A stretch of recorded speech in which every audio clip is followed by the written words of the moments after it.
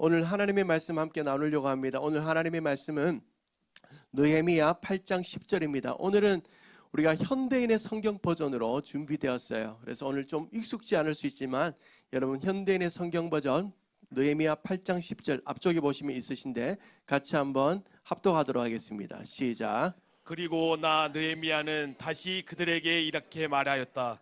여러분은 집으로 가서 잔치를 베풀고 마음껏 먹고 마시며 가난한 사람들에게도 나누어 주십시오. 오늘은 여호와께 거룩한 날이므로 슬퍼해서는 안 됩니다. 여호와께서 주시는 기쁨이 여러분의 힘이 될 것입니다. 아멘. 하나님께서 주시는 기쁨이 우리의 힘이 되기를 주님을 축복합니다. 근데 우리 살다 보면 힘이 빠질 때 있잖아요. 힘이 빠질 때 있어요. 어깨가 축 처지고 힘이 빠질 때 있단 말입니다. 힘이 빠질 때 어떻게 해야 될까? 힘이 빠질 때, 살아갈 때 힘이 빠질 때 어떻게 해야 될까? 이렇게 해보세요 라는 제목으로 하나님의 말씀 함께 나누겠습니다. 자, 우리 장로님들 빨리빨리 신속하게 열심히 해주시면 감사하겠습니다. 예, 감사합니다. 다들 2m가 조금 키가 안 돼서 팔이 조금 짧으셔서 그렇습니다. 예, 장로님 감사합니다. 제가 오늘 이번 한 주간에 교회 근처를 이렇게 좀 걷다 보니까 이런 현수막을 하나 봤는데 마음이 좀 짠했어요. 내용이 안 보일 것 같습니다. 여기 가까운 곳에 있는 한 가게인데요. 이렇게 내용이 나왔어요. 제가 지나가다 말고 이 사진을 일부러 찍고는 좀 이렇게 먹먹한 가슴으로 이 현수막을 보게 되었는데 21년 동안 찾아주시고 아껴주신 고객님께 깊이 허리 숙여 감사의 인사를 드립니다. 저는 이 글을 먼저 읽는데 마음이 참 짠했습니다. 진심인 것 같더라고요. 아래 올 말씀은 11월 22일 토요일까지 영업을 한 후 영업을 종료합니다. 이미 이제 영업이 종료된 가게였어요. 이 업을 지속하기에는 업종을 따른 일들이 체력적으로 무리가 되어 육체적으로 많은 문제가 많아서 많은 아쉬움이 있지만 어렵게 폐업을 결정하였습니다. 아직 업을 완전히 접을 나이는 아닌지라. 제가 이 가게를 한번 가본 적이 있는데 사장님이 연세가 그렇게 많지는 않은데 좀 업을 시대적인 상황과 여러 가지 상황으로 좀 빨리 접으신 것 같아요. 인생의 여정의 마지막 업을 체력의 한계와 무리가 적은 업종으로 전환하여 12월 중순에 장소를 변경하여 다시 찾아뵈려고 합니다. 지금까지 지속적인 관심과 사랑을 감사하고 부탁드립니다. 이렇게 되어 있더라고요. 가슴이 먹먹했어요. 여러분 아마 좀 인생의 걸음을 살아오신 분들은 아마 이분의 마음을 다 느낄 것 같습니다. 21년 동안 한 가게를 운영하다가 그 가게를 이제 접어야 하는 한 사장님의 마음 어떨까요? 아마 이 사장님은 이 가게가 자신의 인생의 힘이었을 겁니다. 그렇죠?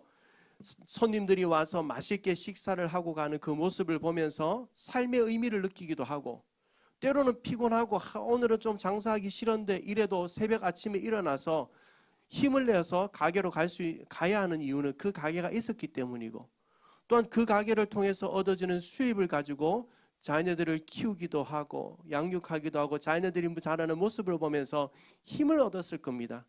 근데 이 현수막을 보면서 혹이라도 이 사장님이 힘이 빠지지 않았으면 좋겠다. 다시 힘을 내면 좋겠다. 그리고 12월에 이제 자신의 마지막 노년을 준비할 수 있는 가게를 차린다고 하는데 좀 잘 되면 좋겠다. 이런 기도를 잠시 서서 하는 그런 시간이 있었습니다. 여러분 여름 주위에 우리 요즘 소상공인들 많이 어렵잖아요. 많이 격려해 주시면 좋겠고 조금 실수가 있어도 또 막 이상한 댓글 달아서 너무 또 하지 말고 또 그렇게 좀 격려해 주시면 좋겠다 생각합니다. 근데 우리가 인생을 종종 살아다 보면 힘이 빠질 때가 있습니다. 여러분 그런데 사람이 무엇으로 힘을 얻을까요? 사람은 크게 한 4가지 정도로 힘을 얻는다고 합니다. 첫 번째는 관계에서 오는 사랑. 사람과의 관계에서 오는 사랑, 나를 믿어주는 사람, 내 편이 되어주는 존재, 혼자가 아니라는 그 느낌으로부터 사람은 힘을 얻어요. 그렇죠? 우리가 살다 보면 나 혼자가 아니야. 부모님이 계시고 또 내 사랑하는 누군가가 있고 교회 오니까 또 나를 위해서 기도해주는 사람이 있다. 이럴 때 우리 힘을 느껴요. 인생의 의미와 목적이 있을 때 힘이 느낍니다. 내가 살아가는 이유를 알 것 같고 오늘도 이 아침 일찍 이른 시간 일어나서 성실하게 살아가야 될 목적을 방향을 알 때 우리는 삶에 힘을 얻습니다. 또한 성장과 성취의 경험, 무언가를 했는데 내가 그것을 이루어냈습니다. 뿐만 아니라 어제보다 오늘이 좀 더 나아진 것 같습니다. 그럴 때 우리 또 힘을 얻어요. 무엇보다도 희망과 가능성. 나에게는 아직도 소망이 있어, 희망이 있어.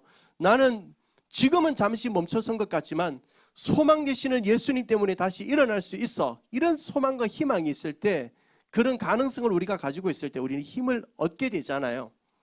그런데 여러분, 안타깝게도 살아가다 보면 우리가 의지하는 관계가 흔들릴 때 있습니다. 나를 사랑하는 그 사람조차도 흔들릴 때가 있습니다. 내가 가졌던 희망이 무너질 때도 있습니다. 때로는 내가 그렇게 의존했던 사랑, 여기에 보면 청년들 중에 사랑에 푹 빠져서 그 사랑이 영원히 변치 않을 것 같은 사랑으로 살아가는 분들이 계신데, 안타깝게도 그 사랑이 때로는 흔들릴 때도 있단 말입니다. 그러면 그 순간 우리 어때 돼요? 마음의 힘이 빠집니다. 그리고 어깨가 축 처지고 때로는 살아갈 맛이 나지 않습니다. 우리 이럴 때 어떻게 합니까? 우리 젊은 집사님들, 우리 청년들, 우리 권사님들 어떻게 살아오셨습니까? 그럴 때마다. 저는 오늘 이 아침에 우리가 그러면 그럴 때 어떻게 해야 될까? 우리가 그러면 어떻게 다시 힘을 낼 수 있을까? 우리 주님의 말씀은 여호와를 기뻐하는 것이 너희의 힘이라고 했는데, 과연 그러면 여호와를 기뻐한다는 것이 무엇이고, 여호와를 기뻐하는 자에게는 어떤 힘을 경험할 수 있는가? 무엇보다도 여호와를 기뻐하기 위해서 우리는 무엇을 해야 되는가라는 것을 생각하며, 우리가 인생에 힘이 빠질 때 다시 힘을 얻을 수 있는 길을, 방법을 오늘 본문을 통해 확인하기를 주님의 이름으로 축원합니다. 첫 번째는 우리가 우리의 인생이 힘이 빠질 때요, 말씀을 듣고 배워야 합니다.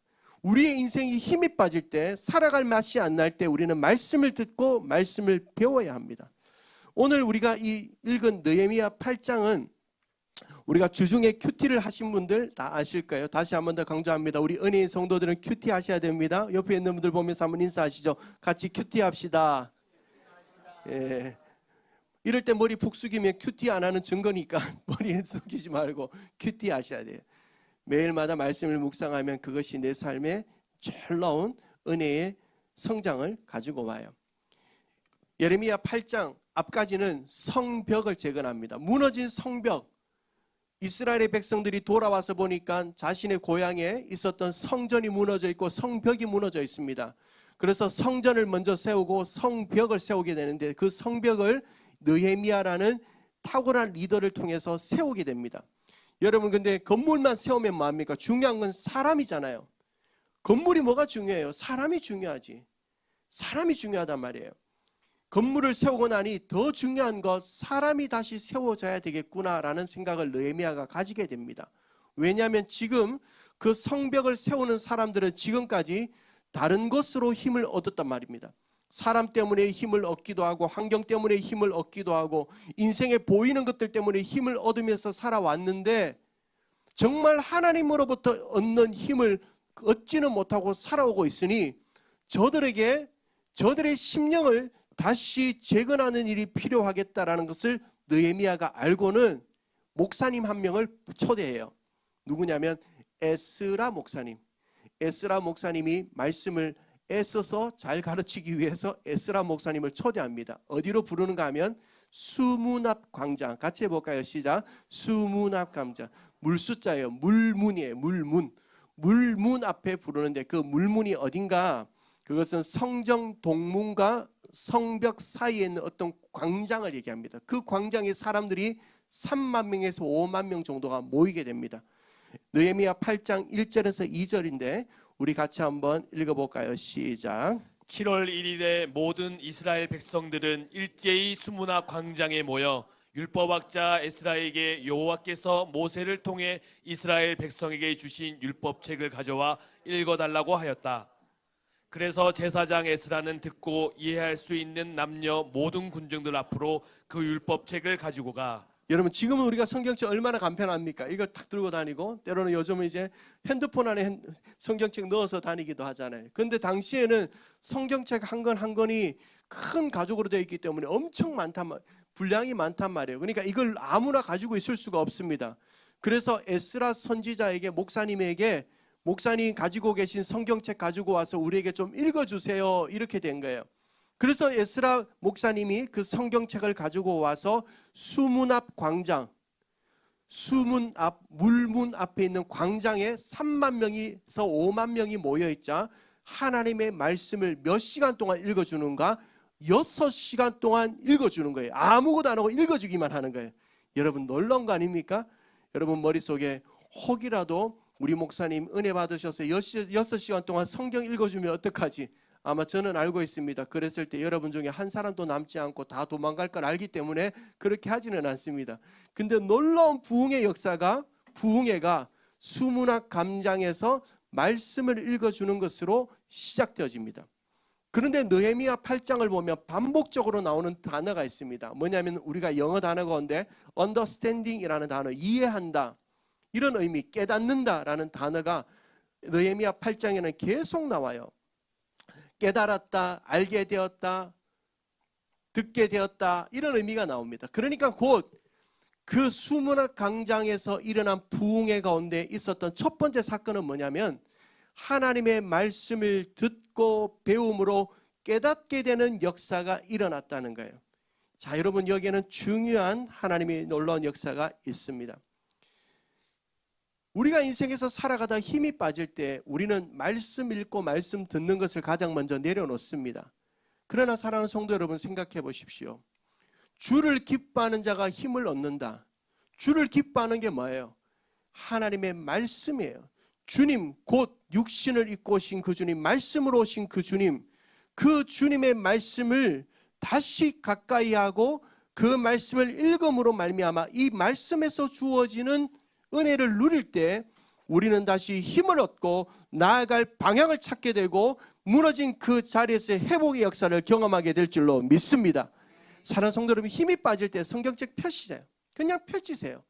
하나님께서 펼치시는 그 과정을 통해서 여러분의 그 말씀이 우리를 붙드시는 역사를 경험케 하실 줄로 믿습니다. 말씀을 듣는 이 백성들이 어떤 일들이 일어나는가? 9절 말씀 한번 볼까요? 느헤미야 8장 9절. 백성들이 그 율법의 말씀을 듣고 어떻게 하기 시작했다? 울기 시작했다. 여러분, 제가 조금 전에도 말씀드렸죠? 이 말씀을 읽고 왜 울었을까? 첫 번째는 눈물의 회개였습니다. 회개의 눈물이에요. 그들이 범죄했던 시간, 지난날 하나님을 신뢰하지 못했던 시간에 대하여 회개하는 눈물을 흘렸을 것입니다. 또 한 가지는 어떤 눈물을 흘렸을까요? 그것은 바로 내가 비록 하나님 앞에 범죄하고 하나님을 의지하지 못하고 세상의 것들에 빠져 살아갔지만 그럼에도 불구하고 나를 사랑해 주시는, 우리 민족을 사랑해 주시는 하나님의 사랑을 그 말씀 안에서 발견하게 되니 그들이 감사의 눈물을 흘렸다는 거예요.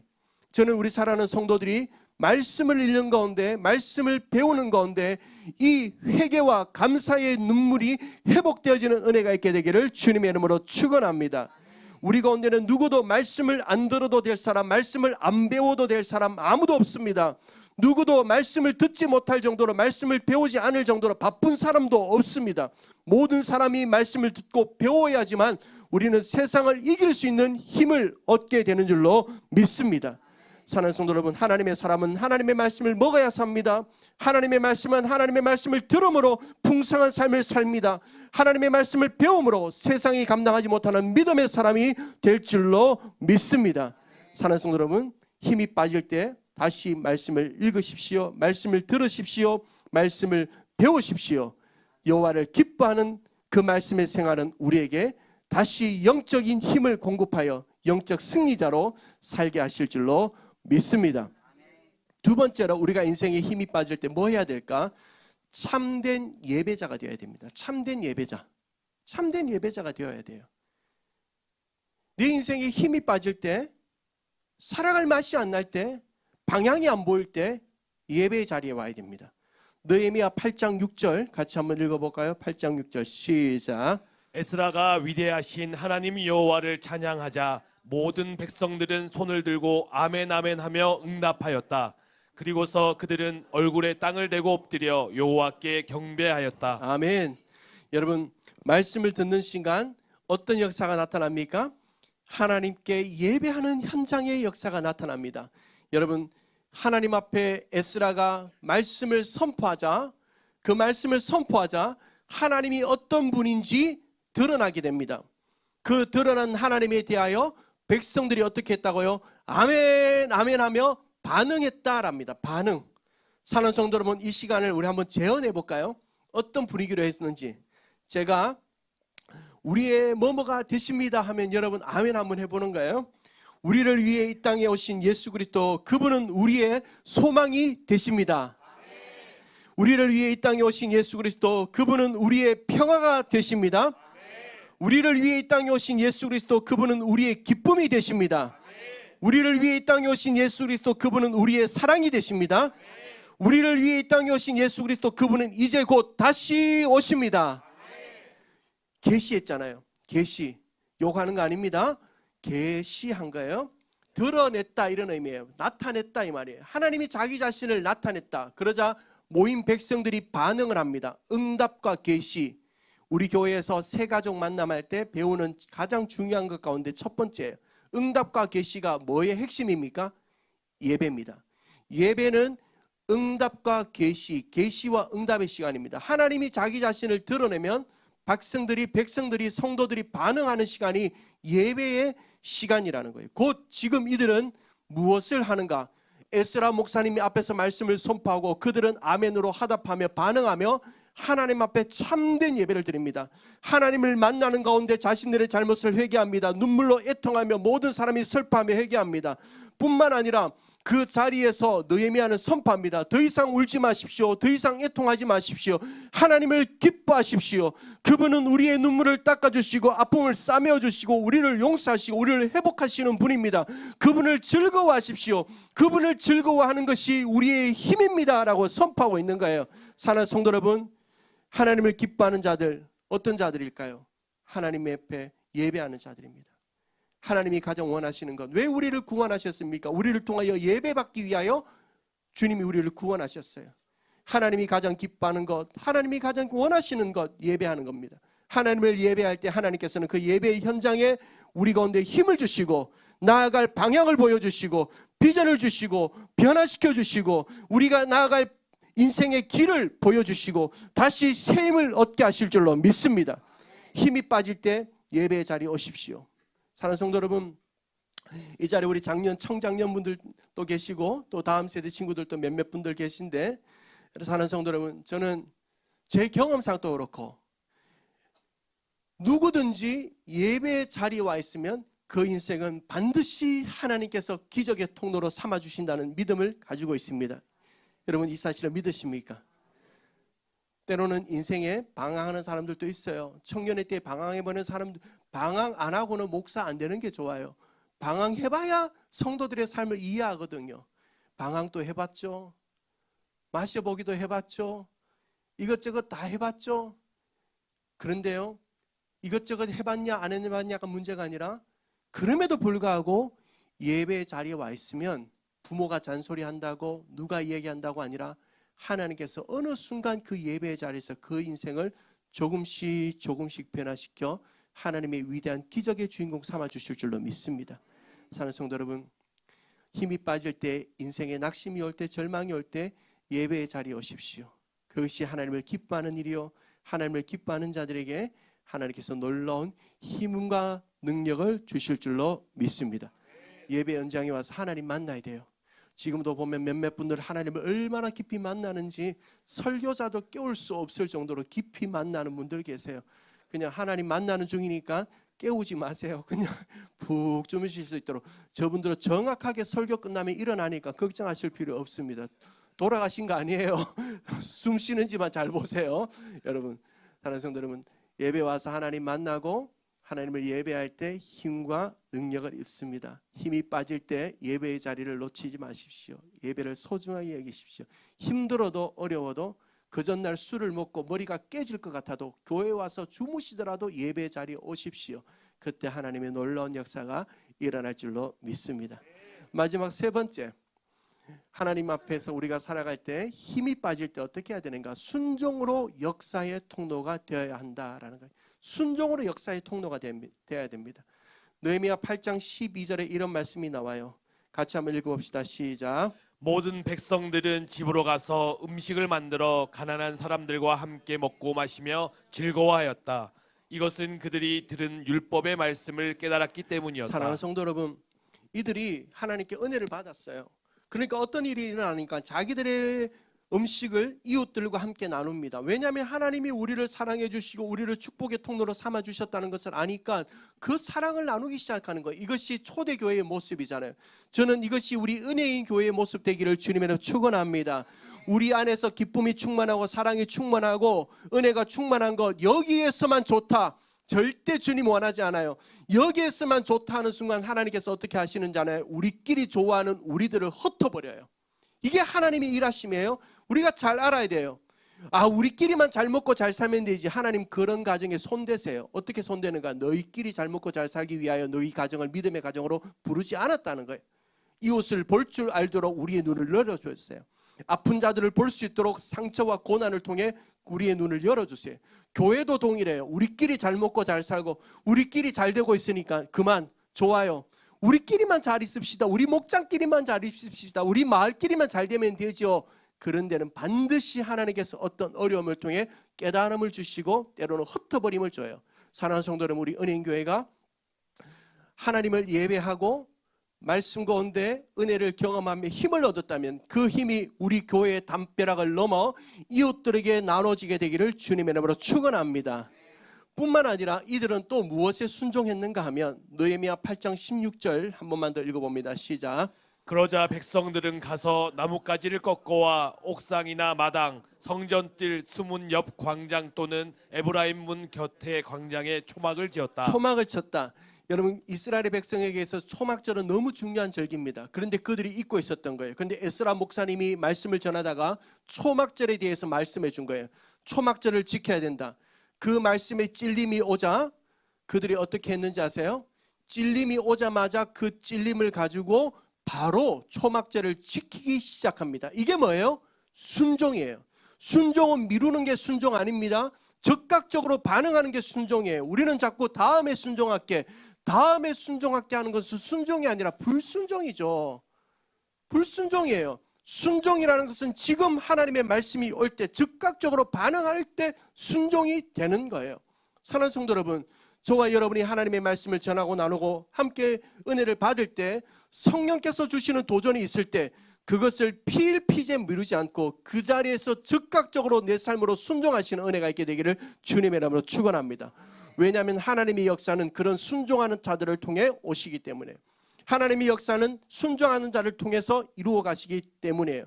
이제는 우리 모든 성도님들이 하나님의 기뻐하기를 원합니다. 하나님의 기쁨 되기를 원합니다. 하나님이 우리를 통하여 우리를 세우신 가정과 삶의 자리에서, 직장에서, 학교에서, 또한 교회에서, 이 시대 속에서 하나님의 영광을 드러내는 기적의 통로로 쓰임받게 되기를 주님으로 축복합니다. 그렇게 우리 교회를 삼아주시고 우리 성도들 삼아주실 줄로 믿습니다. 얼마나 좋겠어요. 하나님의 기쁨 되고 하나님의 영광 되고 하나님을 기뻐하며 사는 것. 그런데 그런 역사를 이루기 위해서는 무엇이 필요한가? 순종이 필요합니다. 하나님은 우리에게 얼마나 능력을 가졌느냐, 얼마나 잘하는 것이 있느냐 묻지 않으세요. 너가 얼마나 순종하는 사람이냐, 하나님의 말씀 앞에 순종하는 사람이냐 라는 것을 묻는 거예요. 사랑하는 성도 여러분, 하나님의 기쁨, 하나님을 기뻐하십시오.